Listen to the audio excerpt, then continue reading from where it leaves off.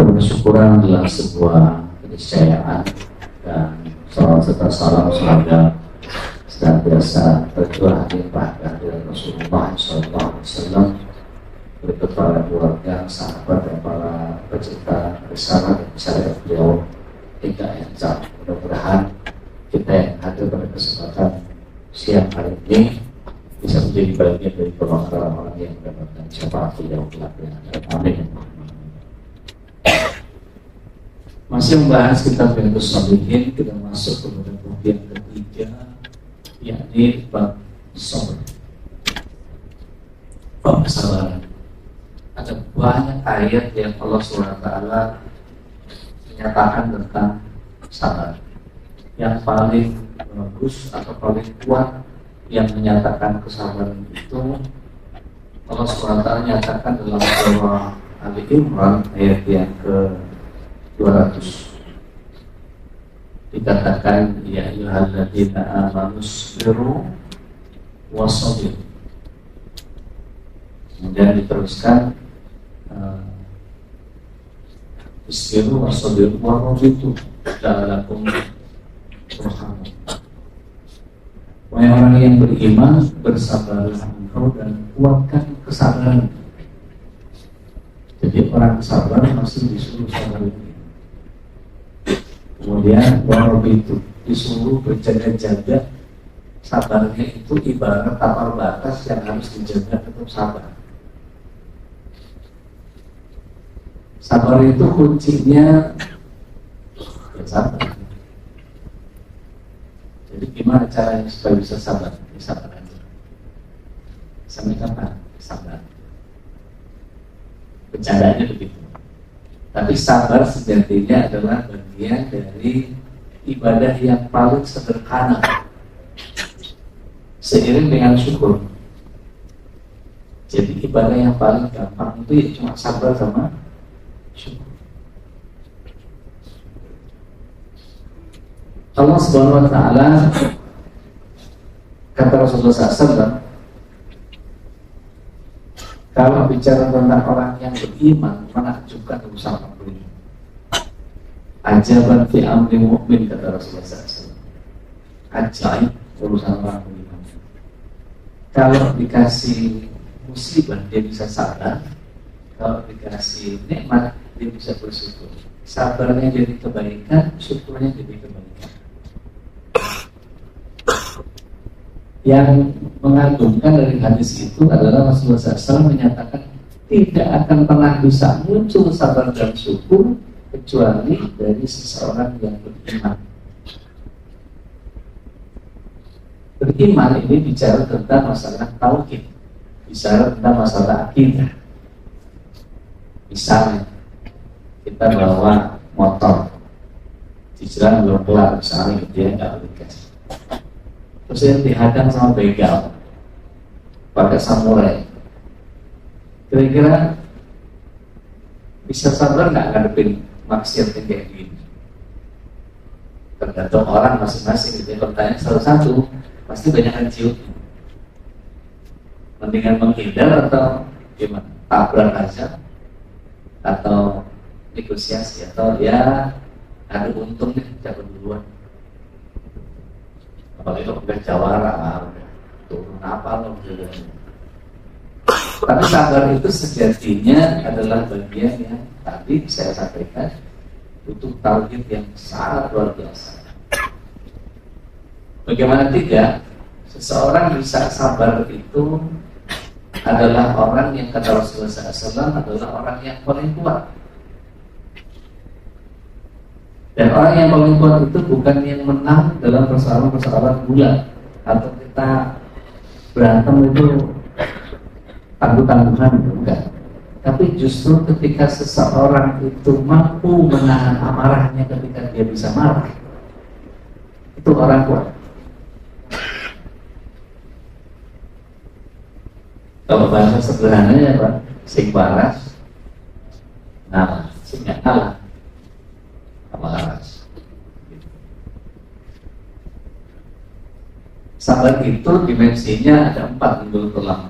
Sabar yang pertama as-sabru ala ta'ah. sabar terhadap ketaatan. Apa munculnya ketika dalam persoalan-persoalan ibadah? Sabar dalam konsep ketaatan dalam konteks ibadah itu dia munculkan sesuai dengan apa yang Rasulullah SAW kerjakan. Karena amal tidak akan bisa diterima kecuali dengan dua cara: ikhlas, niatnya kepada Allah; yang kedua, ittiba' Rasul Sallallahu Alaihi Wasallam. Ketika seseorang melakukan ketaatan, contoh tinggal di, ada yang pernah outing ke Lembang, sholat subuh misalnya, waduh, itu kalau nggak sholat geretek lah sholat, karena dingin banget. Bagaimana dengan kawan-kawan kita di Finland, bagaimana di Swiss, kawan-kawan yang di Atlanta, dan terus kalau pas musim winter, kayak apa itu? Kita aja baru ke Madinah aja, Beras saja kayaknya jaket kurang-kurang aja. Ketika menyempurnakan wudhu, tidak mengurangi jatahannya, tidak mengurangi wudhu sempurna, maka disitulah sabar dibutuhkan. Dalam keadaan dingin seperti itu, dalam keadaan sakit, kita tetap sholat, itu sabar dibutuhkan.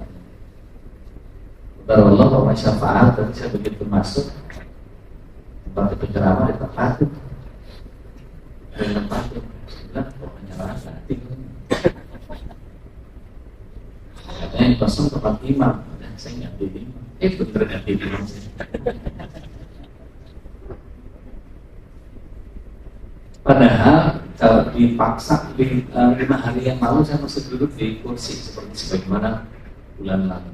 Tapi alhamdulillah kepada Allah, masyaallah, Allah izinkan saya untuk duduk lagi, ikhtiras dan tasyahudnya bisa ke bawah. Tapi dengan ngebat yang luar biasa, itu betul dia teriak-teriak orang tua gitu. Sakit. Tapi karena ini adalah ketaatan, maka saya beribadah sesuai dengan apa yang Rasulullah SAW mintakan kepada kita untuk lakukan. Yang kedua, as-sabru 'indal musibah. Ketika dapat musibah, maka kemudian harus muncul sesuatu yang bersifat qanaah, menerima. Kalau orang Jawa bilang terima pantun. Apa yang diberikan oleh Allah SWT terima. Contohnya siapa? Ibunda Hajar. Ketika ditinggal oleh ayahanda Ibrahim, balik lagi ke Palestina serta ibunda Sarah, maka pertanyaan itu pertanyaan yang manusiawi. Kebayang ketika Rasulullah SAW dimarahi sama istri ibunda Sarah, saya nggak mau lihat mukanya dua orang bayinya sama Hajar, karena sedang melahirkan bayinya Ismail. Jangan tampakkan wajah kalian di depan. Maka Allah SWT perintahkan Nabi Ibrahim untuk bawa ibunda Hajar bersama bayinya pergi itu Pak. Dapat perintah dari Allah Pak, di tempat seberhentinya onta. Itu kalau ontanya nggak diberi ilham sama Allah SWT atau kemana. Tapi Allah SWT takdirkan berhenti di tanah Hijaz. Maka diturunkan di situ. Diturunkan di situ dan kemudian tanpa turun Nabi Ibrahim AS, cuma turunin satu kirbah air, satu datang kurma, tinggal. Ibunda Hajar bertanya dalam hadis Bukhari, apakah kau meninggalkan kami dari jauh? Apakah kau sudah meninggalkan kami dari jauh? Maka kemudian ketika dari jawab berarti ada yang salah di pertanyaan itu manusiawi. Wong Nabi Ibrahim AS itu Khalilullah, kekasihnya Allah, pasti ada apa dengan Allah. Maka pertanyaan beliau ganti. Orang mengetahui gitu Pak, paham banget. Apa pertanyaannya? Apakah ini perintah Rabbmu? Maka Nabiullah Ibrahim seketika menjawab, betul, ini adalah perintah Rabb. Apa kata Ibnu Hajar ketika itu? Sekali lagi jawaban orang bertauhid itu luar biasa. Kalau memang ini kehendak rohmu, tinggal, silahkan tinggal. Karena rohmu pasti tidak akan menyia-nyiakan aku. Maaf. Dan itu luar biasa. Yang ketiga, as-sabru 'indal muskilah. Yang pertama as-sabru 'ala ta'ah, yang kedua as-sabru 'indal musibah, yang ketiga as-sabru 'indal muskilah. Selama terjadi muskilah, kesulitan. Apa yang terjadi? Air susunya nggak keluar, air yang di kerbah tadi habis. Iya, pakai begitu. Bulan Juli 2009 itu saya ke Mekah, itu panasnya 57. Buka pintu, yes, itu kayak berada di belakang knalpot besi, panas. Maka setelah Ismail alaihissalam Allah takdirkan kewajotan sakaratul maut, kehausan, maka Ibunda Hajar masuk dalam fase as-sabru 'indal muskilah. Ketika kesulitan, bersabar. Gimana sabar dalam keadaan kesulitan itu? Harus ikhtiar. Apakah Ibunda Hajar kemudian menjadi diam dan kemudian ya sudah, ini kan bertanya Allah biar Allah aja nyelesain gitu? Enggak, itu blokan. Ibunda Hajar nggak seblokan itu. Beliau justru berupaya mencari air. Sofa marwah, sofa marwah, sofa marwah, sofa marwah. Dapat airnya di sofa enggak? Di marwah apa? Tapi beliau dalam sofa marwahnya, dalam ikhtiarnya selalu menggantungkan diri kepada Roh, kepada Allah. Maka apa yang terjadi? Sofa marwah nggak dapat air, dalam ikhtiar cari air, kakinya berdarah, luka. Gak kayak sekarang marmer semua, AC, kiri kanan ada usaha-usaha enak banget sekarang. Mudah-mudahan kita diberikan kelapangan rezeki, panjang umur, bisa umroh Ramadan. Amin. Buat yang amin aja. Ketika itu terjadi, apa yang Ibunda Hajar lakukan adalah kesabaran dalam keadaan kesulitan. Yang keempat, as-sabru 'indal maksiyah. Sabar dalam menghadapi maksiat. Bagaimana munculnya sabar dalam keadaan maksiat? Ketika ada yang bermaksiat, terus kemudian kita, udahlah sabar aja, sudah pahit biarin aja, yang maksiat ya ini. Enggak. Ibunda Hajar bahkan ikut nimpukin setan di Jamal. Karena ayahnya Ibrahim ketika diganggu sama setan di Jamal itu, Akobah ditimpuk sama Nabi Ibrahim. Ismail diulang, yang bustohnya Ibunda Hajar. Jadi ritual haji itu memang keluarganya Ibrahim semua. Motong hajurnya keluarga Ibrahim, lempar jumrohnya keluarga Ibrahim, tawaf sa'inya keluarga Ibrahim. Maka kemudian Rasulullah SAW copy paste dari ayahanda Ibrahim mengerjakan haji.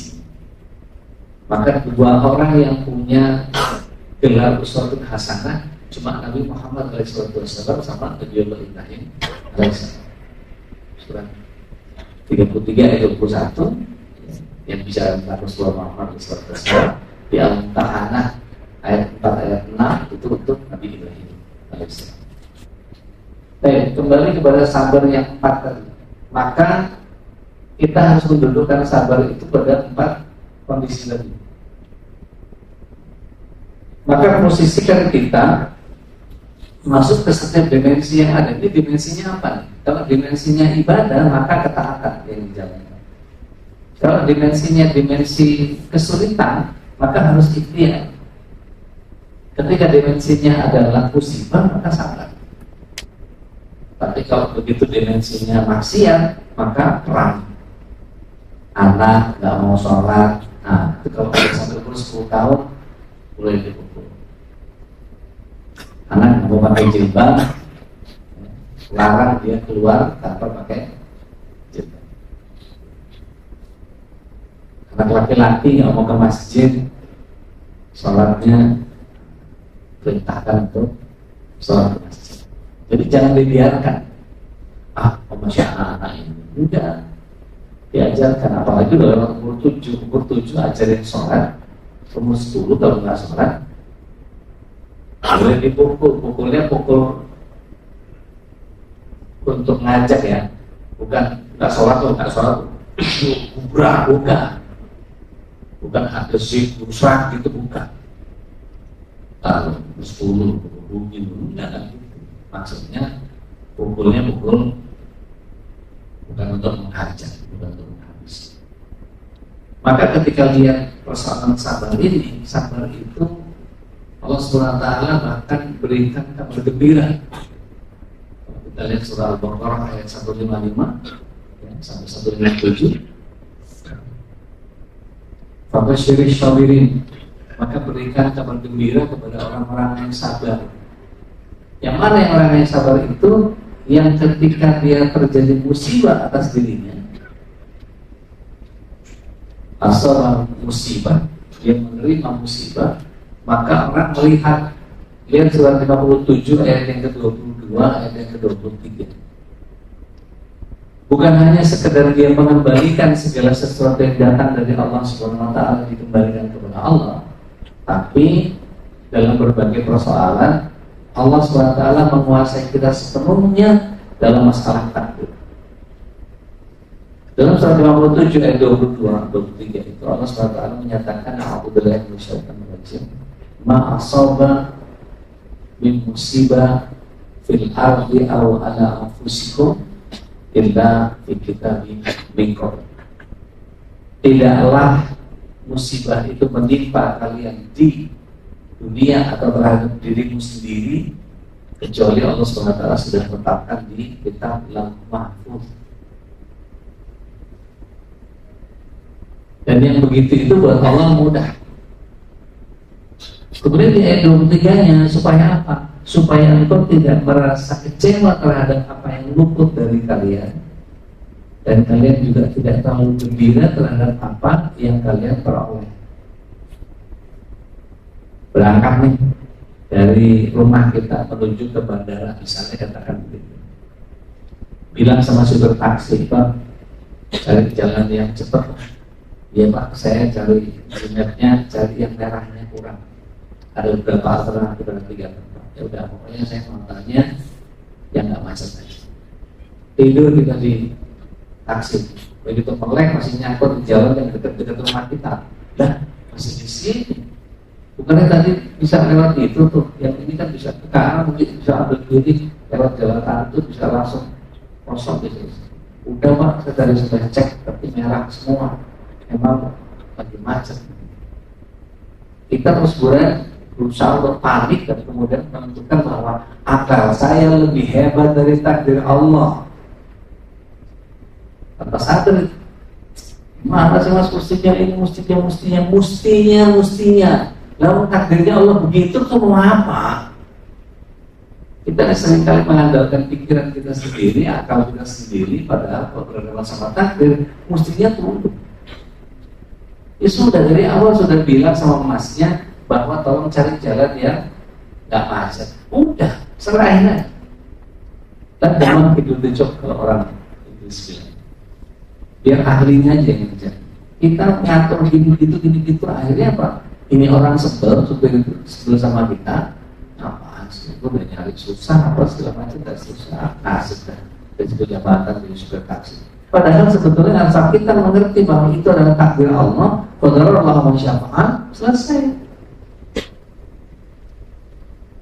Maka sabar itu di situ muncul. Bahwa kemudian telat, ya salahnya sendiri, kita berangkatnya mepet. Saya pernah lihat ada kelompok gitu, ada tulisan bahasa Jawa sih, rasa ngepel susu bukan lo wingi, nggak usah ngepel. kalau mau buru-buru berangkatnya kemarin. Dan juga tidak terlalu gembira terhadap apa yang kita dapatkan. Begitu dapat rezeki, wah, sekian soleh. Sesoleh apa lagi kita ini kadang-kadang suka? Enggak, sudah ditakdirkan sama Allah SWT. Tidak usah doain. Jadi ketika kita tahu orang beriman itu paham betul dengan takdir, bahwa ini terjadi tidak mungkin tanpa takdir. Ayahanda Ibrahim itu waktu ditelanjangi sama orang Babilonia, mau dibakar sama Namrud. Beliau ditanya sama Jibril, ada yang bisa saya bantu enggak? Kata malaikat Jibril begitu. Kata Ibrahim apa? Hasbi, cukup Allah. Begitu juga ketika Ibunda Sarah dibawa bertandang ke Mesir, diinginkan oleh Firaun yang pertama, mau digagahi. Mintanya apa sama Allah SWT? Ya Allah, saya nggak sudi pria bejat ini untuk kulit saya. Mental 3 kali Firaun yang pertama. Sampai akhirnya dibebaskan, dapat hajar sebagai hadiah budak. Rasulullah SAW pernah sekali beliau santai di sebuah pohon, kemudian didatangi orang-orang kafir Quraisy bawa pedang, ditempel ke lehernya.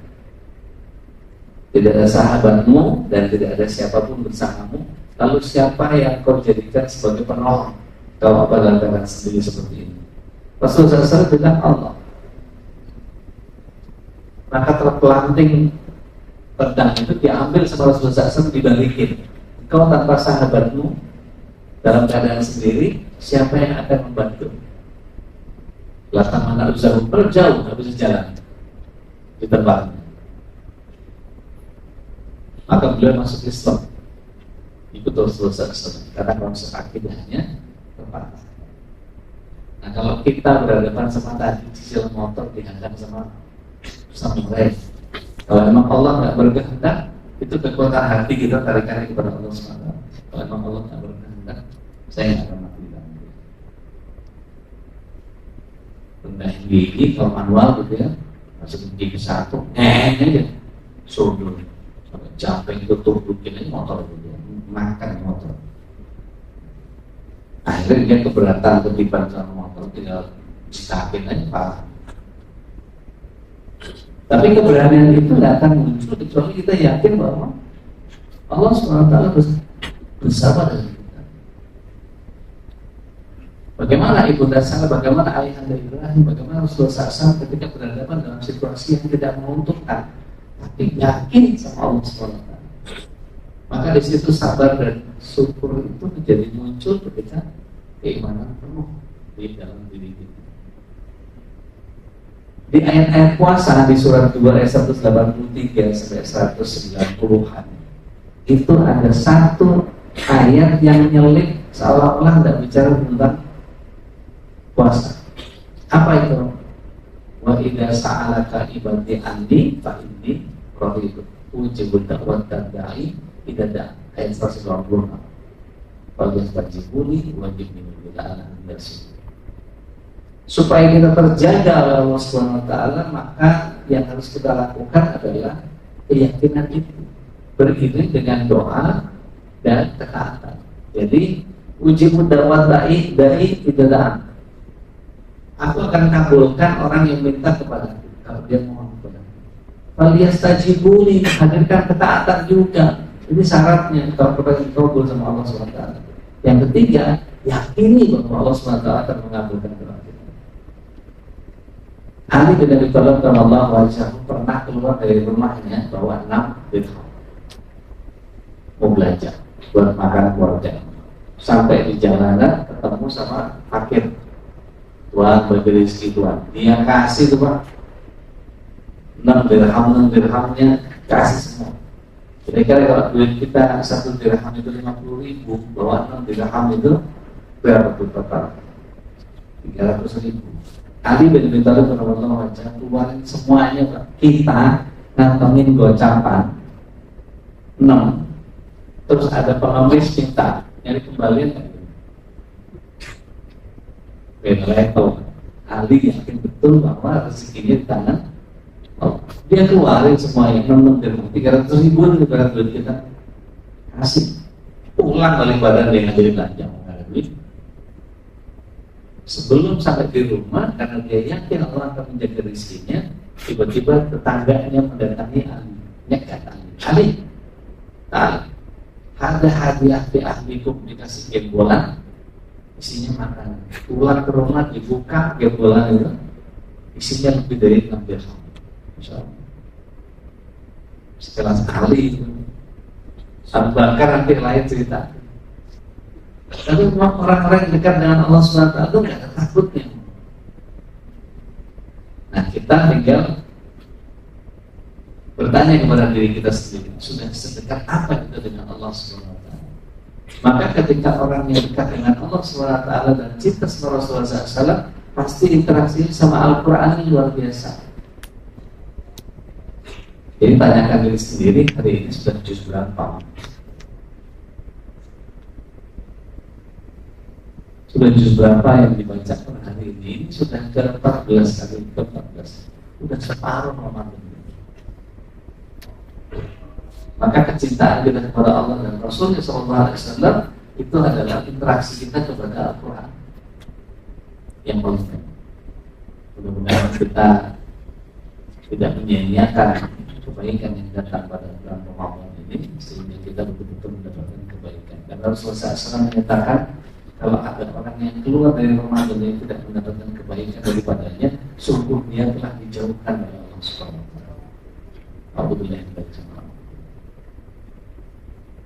Mudah-mudahan Allah Subhanahu wa taala hadirkan hidayah dan rahmat buat kita semua, sehingga kita bisa terus berputar dengan Al-Quran dan menghabiskan isinya, bukan hanya dalam konteks khatam, tapi juga memahami. Allah yang menjemain, aku lupa hadis, astagfirullah, aku lupa hak. Akhir tawana, alhamdulillah, rabbil alamin. Kita tutup dengan kafaratul majlis. Subhanallah wa bihamdika, asyhadu an la ilaha illa anta, astaghfiruka wa atubu ilaik. Wassalamualaikum warahmatullahi wabarakatuh.